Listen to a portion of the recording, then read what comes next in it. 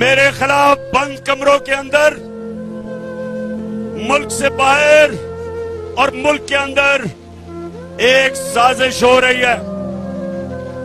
और वो साजिश ये है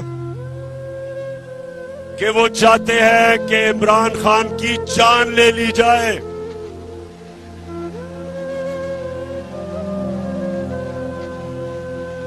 सुन ले जरा,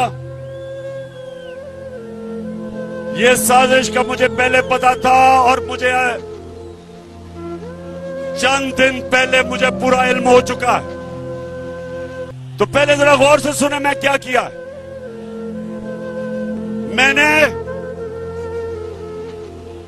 नौजवानों, मैंने एक वीडियो रिकॉर्ड करवाई है।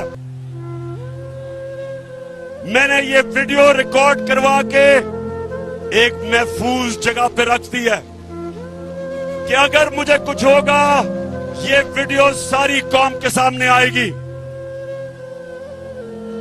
और इस वीडियो में मैंने पिछली गर्मियों से जो ये मेरे खिलाफ साजिश हुई, जो इस साजिश में मुलव्वस है, मैंने एक एक का नाम लिया इस वीडियो में।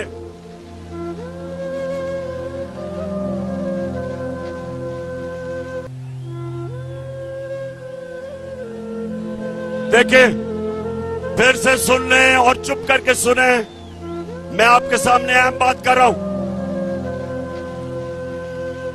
मैंने वीडियो रिकॉर्ड करवाई है। साजिश है, और साजिश ये है कि उन्होंने समझा है कि ये इमरान खान हमारे रास्ते में रुकावट है और इसको हटाना चाहिए। मुझे मारने की साजिश है और इसलिए मैंने ये वीडियो रिकॉर्ड करवाई है, क्योंकि मैं तो इसको जहाद समझता हूं, मैं तो सियासत नहीं समझता। मैं तो अपने अल्लाह के लिए लड़ रहा हूं।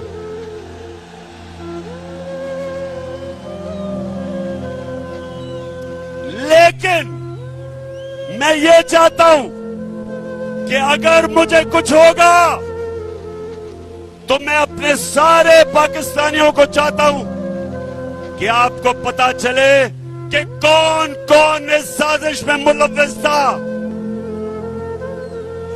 बाहर बैठ के कौन इस साजिश का किरदार था और मेरे मुल्क में बैठ के किस किस ने साजिश की, इनमें सबके मैंने नाम लिए। बस इनमें सारों के मैंने नाम लिए जिन्होंने ये प्लानिंग की, और एक एक का नाम मैंने कहा कि ये मेरे दिल पे लिखा हुआ है कि इन्होंने कैसे पूरी प्लानिंग करके एक बैरूनी मुल्क साजिश, जिसमें ये सारा इस मुल्क का करप्ट टोला उसके साथ मिलके, और कौन कौन मजीद लोग इनके साथ थे, इन्होंने जो मेरी कमेंट कराई है और जो आगे ये करने जा रहे हैं। मैं ये इसलिए, मेरे पाकिस्तानियों, मैंने ये इसलिए वीडियो रिकॉर्ड करवाई है कि इस मुल्क की तारीख है कि कभी ताकतवर को कानून के नीचे नहीं लाया जाता, कभी ताकतवर का एहतसाब नहीं होता। हमेशा ताकतवर बच जाता है और किसी और के नाम पे जो भी कत्ल होते लगता है। मैं इसलिए ये वीडियो रिकॉर्ड करवा रहा हूं, करवा के रखी हुई है, महफूज रखी हुई है। मैंने सिर्फ इसलिए रखी है कि मैं ये चाहता हूं कि इस बारी इस मुल्क का इंसाफ का निजाम, इस मुल्क की तारीख है, कभी इन्होंने नहीं किसी को पकड़ा जो ताकतवर मुजरिम हो, सिर्फ कमजोरों को पकड़ा जाता है। इसलिए ये लियाकत अली खान के जमाने से लेके अब तक कोई ताकतवर मुजरिम नहीं पकड़ा गया। इसलिए मैं चाहता हूं कि मेरी कौम के सामने सब की शक्लें आए कि कौन कौन इस मुल्क से गद्दारी कर रहा था, किस किस ने गद्दारी की। और मैं दूसरी बात करता हूं, और मैं फिर अपने इंसाफ के निजाम को आपके सामने रखता हूं कि मैंने 3.5 साल में पूरी कोशिश की कि जो 30 साल से मुल्क को लूट रहे थे इनको सजाएं हो, इनके खिलाफ एक्शन लिया जाए। लेकिन जो इस मुल्क के ताकतवर ओहदों पे बैठे थे, जिन्होंने इंसाफ करना था, वो करप्शन को बुरा नहीं समझते थे। वो ताकतवर की करप्शन को वो बुरा नहीं समझते। वो एक्सेप्ट कर बैठे हैं कि इस मुल्क में ताकतवर लोग चोरी करेंगे और कोई पकड़ेगा नहीं। सियालकोट के लोगों, मेरे नबी सल्लल्लाहु अलैहि वसल्लम ने आज से 1500 साल पहले तकरीबन तब ये कहा था कि वो कौमें तबाह हो जाती हैं जिधर छोटा चोर जेल में जाता है और बड़े डाकू को आप नहीं पकड़ते। ये है हमारा तबाही का रास्ता।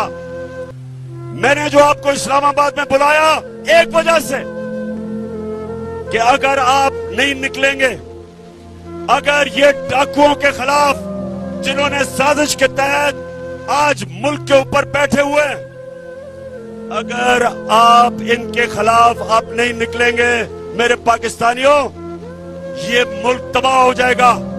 क्योंकि मेरे नबी ने कह दिया था कि जब आप ताकतवर मुजरिमों को, डाकुओं को नहीं पकड़ते और सिर्फ छोटे चोरों को पकड़ते हैं, वो मुल्क बचता नहीं है। हजरत अली रज़ियल्लाहु ताला ने इनके ऐसे ममालिक के जो ताकतवर डाकुओं को नहीं पकड़ सकते उनके मुतालिक कहा कि कुफर का निजाम चल जाएगा, लेकिन जुल्म और नाइंसाफी का निजाम नहीं चल सकता। हमारे सामने तबाही है। अगर हम सब एक कौम बन के नहीं निकले और अगर हमने इनके खिलाफ जहाद ना की, मेरे पाकिस्तानियों, आपके और आपके बच्चों का कोई मुस्तकबिल नहीं है। जो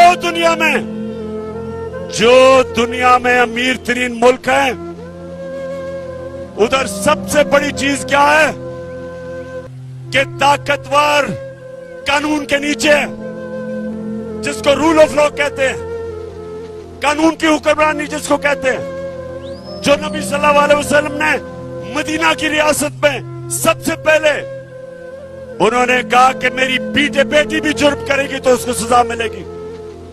जब तक एक माशरा खुशहाल नहीं हो सकता, जब तक आप ताकतवर डाकू को नहीं पकड़ते। ये है हमारी जहाद। और सियालकोट के लोगों, आपने, जब मैं 20 के बाद कॉल दूंगा, आपने सब इस्लामाबाद पहुंचना है। आपने ना फिक्र करनी है कि गर्मी है। जब पाकिस्तान आजाद हुआ था तो यहां सियालकोट अपने जरा बड़ों से पूछो कि क्या मुहाजिर जो बाहर से हिंदुस्तान से आए थे उनकी कभी कहानियां सुनी है? बड़ों से सुने। मैं जब लाहौर में बड़ा हो रहा था, जो भी वहां से आए थे, पंजाब से, ईस्ट पंजाब से, जो कत्लेआम हुई थी मुसलमानों की, औरतों की, बच्चों की, लाखों लोग कुर्बान हुए थे इस मुल्क बनाने के लिए। और आज मैं अपनी कौम से वही कुर्बानी मांग रहा हूं, अपने आप को हकीकी आजादी देने के लिए इन चोरों से, इन अमेरिकियों के गुलामों से। आपने ना गर्मी देखनी है, ना आपने देखना है कि रास्ते में रुकावटें हैं, ना कंटेनर देखना है। नौजवानों, आपका जुनून इन सारे कंटेनर्स और जो भी रुकावटें, इसको बहा के ले जाएगा। मैं अपने नौजवानों से खास तौर पे आज कह रहा हूं कि तैयारी करें। इन्होंने 2 दिन पहले ट्रांसपोर्ट बंद कर देनी है, इन्होंने पेट्रोल बंद कर देना है, इन्होंने इंटरनेट बंद कर देनी है। उससे पहले तैयारी करें। और ये देखेंगे इंशाअल्लाह। तैयार हो जाओ, चेरी ब्लॉसम तैयार हो जाओ, ख्वाजा वेंटिलेटर तैयार हो जाओ, 18 कत्ल करने वाले वजीर तैयार हो जाओ, सब तैयार हो जाओ। अवाम का समुंदर आने वाला है इस्लामाबाद। तो सियालकोट, सुनो मेरी बात, ये जो मुल्क से हुआ है, अब जरा गौर से सुनो। और मैं आज अपनी अदलिया से बड़ी आजिज़ी से आपसे एक सवाल पूछ रहा हूं। अपने सियालकोट और पाकिस्तानी कौम के सामने मैं अपनी अदलिया से फिर कहता हूं, बड़ी आजिज़ी से सवाल पूछता हूं। बड़ा अच्छा किया आपने सुओ मोटो एक्शन ले लिया इतवार को। आपको कोई बहुत ही खतरा होगा इमरान खान से कि 12 बजे अदालतें भी खोल दी, चले ठीक है।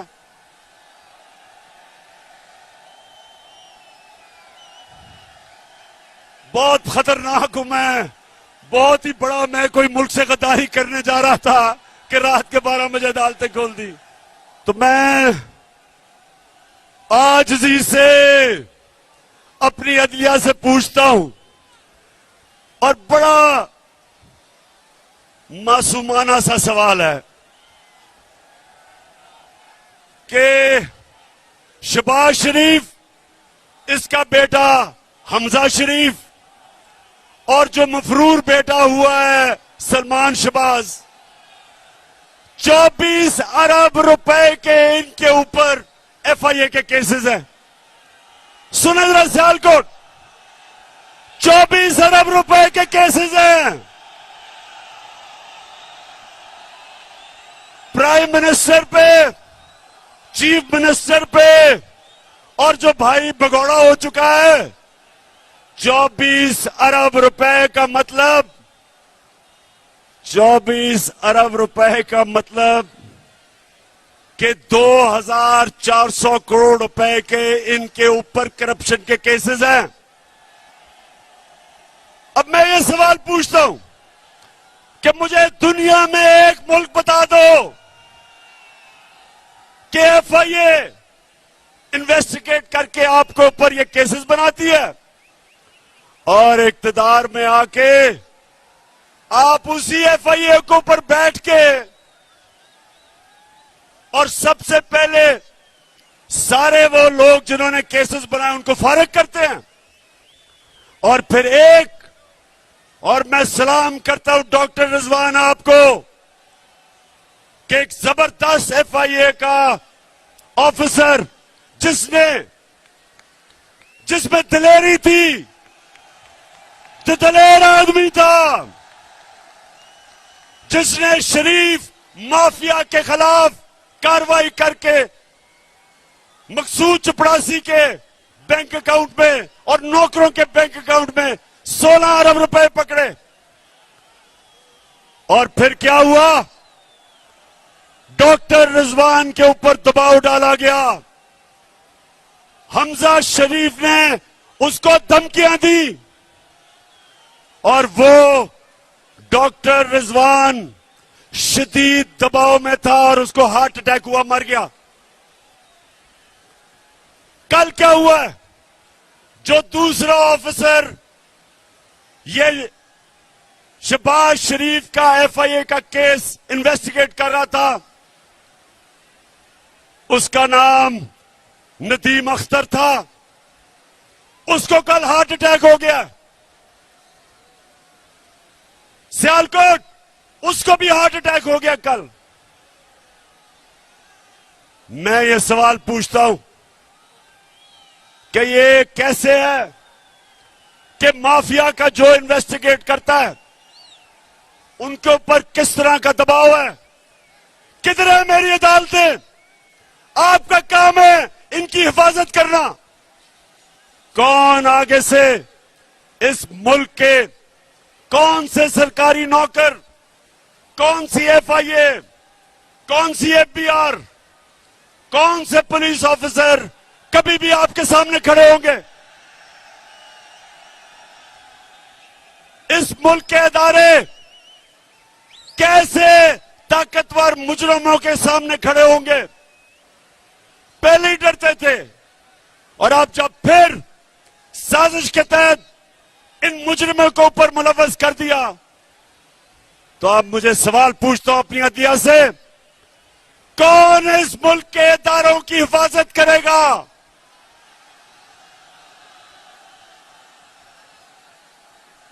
मैं बड़ी आजी से अपनी अदालतों से पूछता हूं कि ये आपके सामने हमारी मुल्क की तबाही हो रही है। जब इदारे खत्म होते हैं, मुल्क तबाह हो जाता है। और मैं फिर ये अगला सवाल पूछता हूं कि ये जो हमारे जेलों में छोटे चोर भरे हुए हैं, उनका क्या ये कसूर है कि वो छोटे चोर हैं?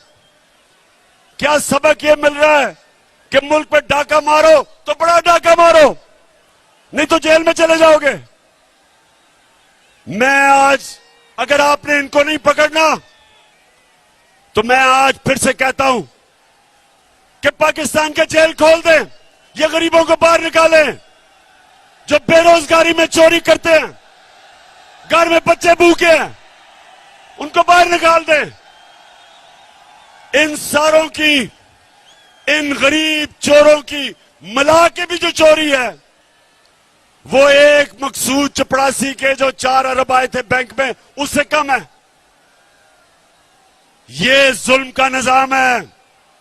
इसके मुतालिक हजरत अली ने कहा था, फिर से मैं बताता हूं कि कुफर का निजाम चल जाएगा, लेकिन नाइंसाफी और जुल्म का निजाम नहीं चल सकता। मैं आखिर में सिर्फ 2 बातें करना चाहता हूं।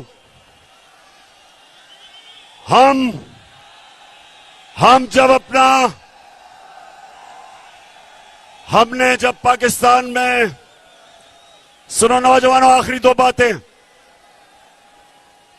जो हमें मुल्क मिला था 2018 में, और जो हमें जब साजिश करके निकाला गया, तो याद रखें, एक वो मुल्क जिसका दिवालिया हुआ था, उस मुल्क के अंदर उसको पाकिस्तान का झंडा पकड़ा दो, पाकिस्तान का।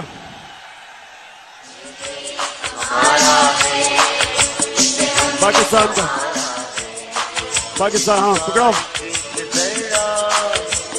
जान से प्यारा है इसका एक जरा, जान से प्यारा। अच्छा सियालकोट, अब सुने, जब हमारी हुकूमत गिराई गई, तो अब अदाद और शुमार आए हैं। याद रखें कि पाकिस्तान की 2004 के बाद सबसे ज्यादा सनती पैदावार हमारे दौर में हुई। शाबाश शाबाश, ये है जुनून। ये जो जुनून है, ये कीमा के नान दे के जलसों पे लाके ये नहीं खरीदा जा सकता। और ये ही जुनून इंशाअल्लाह इस्लामाबाद के अंदर वो इनकलाब लेके आएगा जो हमें हकीकी तौर पे आजाद करेगा। तो अब ये पता चला, अब जो आदाद और शुमार आए मार्च के, सबसे ज्यादा 2004 के बाद पाकिस्तान की सनती पैदावार 10.6, 29% हमारी एक्सपोर्ट बढ़ी, ये भी रिकॉर्ड। 4 फसलों के अंदर रिकॉर्ड हुआ, मकई में, चावल में, गन्ने में और आलू में रिकॉर्ड हुआ।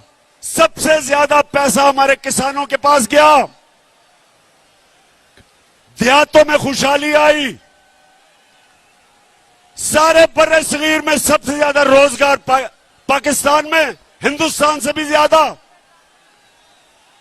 और सबसे बड़ी बात यह कि जो अब अदाद और शुमार आए हैं,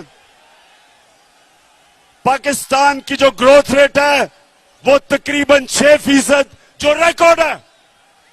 तो कहने का मकसद यह है कि जब इन्होंने साजिश करके हुकूमत गिराई थी, तब पाकिस्तान एक तरक्की के रास्ते पे निकल चुका था। जब से ये आए हैं चोर, रुपया तकरीबन 195 पे पहुंच गया, स्टॉक एक्सचेंज बैठ गई है। महंगाई का हाल यह है कि आज वो किधर हैं, वो किधर हैं, वो मीडिया हाउस किधर हैं जो जाके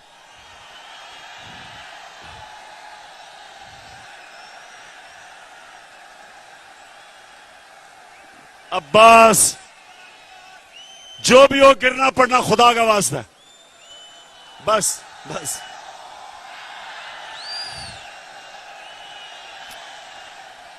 माशाअल्लाह माशाअल्लाह, इस्लामाबाद में सियालकोट की पूरी तैयारी है इस्लामाबाद के लिए। अच्छा, तो अब ये मुल्क का दिवालिया निकाल रहे हैं, रुपया गिर रहा है, फॉरेन एक्सचेंज नीचे जा रहे हैं। अब ये क्या करेंगे? अमेरिका के पास जाएंगे और अमेरिका से भीख मांगेंगे कि हमें पैसे दो, हमें बचाओ। बिलावल जा रहा है अमेरिका। बिलावल, ये याद रखना, उनकी एजेंसीज को पता है कि तुम्हारे बैंक अकाउंट में किधर किधर पैसे हैं, क्योंकि वो सूसकिंड की किताब में वो लिखता है, वे ऑफ द वर्ल्ड की किताब में लिखता है कि उन्होंने अमेरिका की एजेंसीज ने टेप किया कि बिलावल की वालदा उसको बता रही थी कि बिलावल के किधर किधर बैंकों में इनकी चोरी का पैसा पड़ा हुआ है।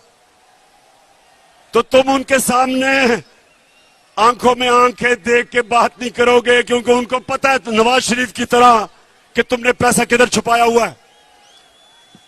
तो पाकिस्तानियों, मैं आखिर में आप सबको इस्लामाबाद आने की सिर्फ एक वजह से आप सबको दावत देता हूं कि जो भी रुकावटें हो जाए, आपने इसको तहरीक पाकिस्तान की तरह एक अपनी आजादी की जंग समझनी है। मेरे लिए यह जहाद है और यह आपके लिए भी जहाद है। अपनी जहाद के अंदर अपने खौफ की जंजीरें तोड़ दें। जिंदगी मौत अल्लाह के हाथ में, इज्जत अल्लाह के हाथ में, रिस्क अल्लाह के हाथ में। तो फिर डर किस चीज का? डर किस चीज का? आपके सामने खड़ा हूं, आपके सामने वो आदमी खड़ा है जिसको कुरान में अल्लाह कहता है जो लोग ईमान ले आए अल्लाह उनके खौफ दूर कर देता है। कोई खौफ नहीं है, आपको भी कोई खौफ नहीं होना चाहिए।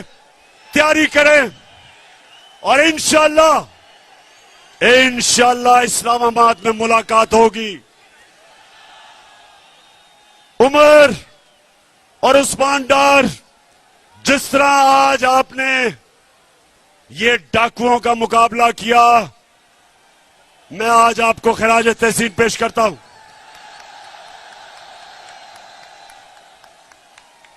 तुम्हारी माशाअल्लाह अच्छी ट्रेनिंग की हुई है। धरने में मैंने आपकी ट्रेनिंग करवाई है। हम ट्रेंड हैं, हम तैयार हैं और इंशाअल्लाह उस्मान डार, आप जब नौजवानों को लेके इस्लामाबाद निकलेंगे तो याद रखें कि किसी किस्म की रुकावट से नहीं घबराना, क्योंकि आपका कप्तान किसी चीज से नहीं घबराता।